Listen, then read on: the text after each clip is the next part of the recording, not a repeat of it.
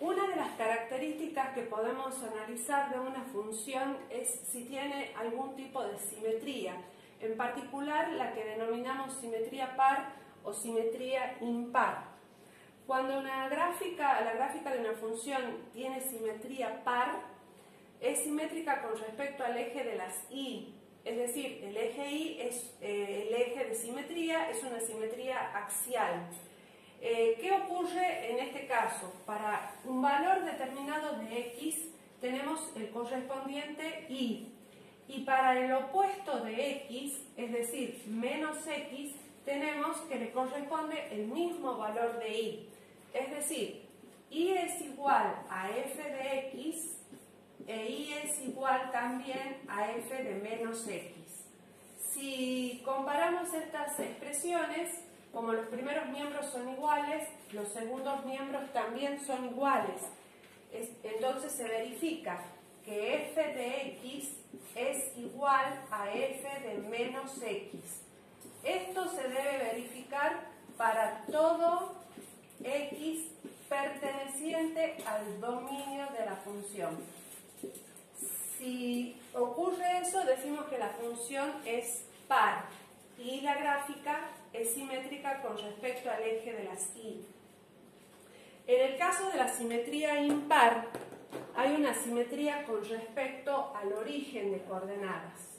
Entonces, para el valor x le corresponde un determinado valor de y. Para el opuesto de x, es decir, menos x, le corresponde el opuesto de y, o sea, menos y.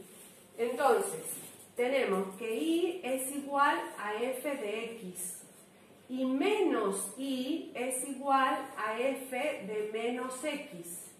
En este caso no son iguales los primeros miembros, entonces para que sean iguales vamos a multiplicar esta igualdad por menos 1. Entonces nos va a quedar y igual a menos f de menos x.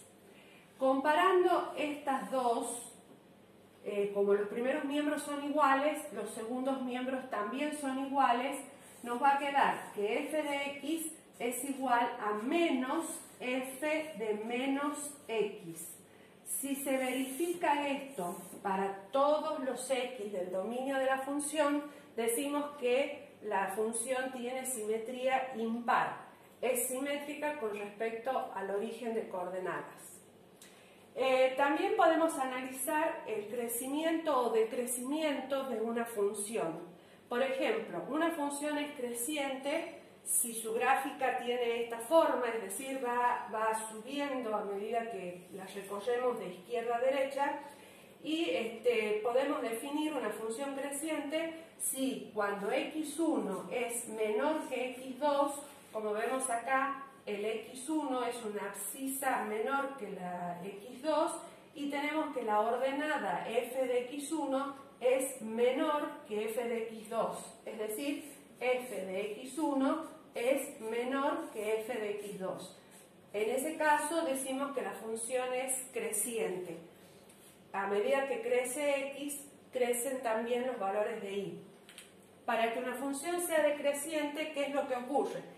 Crecen los valores de x, es decir, x1 es menor que x2, pero en este caso el f de x1 está más arriba que el f de x2.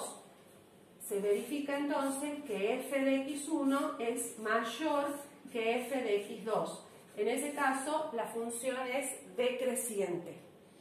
Y vamos a llamar constante a una función tal que para valores crecientes de x, o sea, x1 menor que x2, seguimos aumentando los valores de x, recorriendo de izquierda a derecha la gráfica, se verifica que f de x1 es igual a f de x2.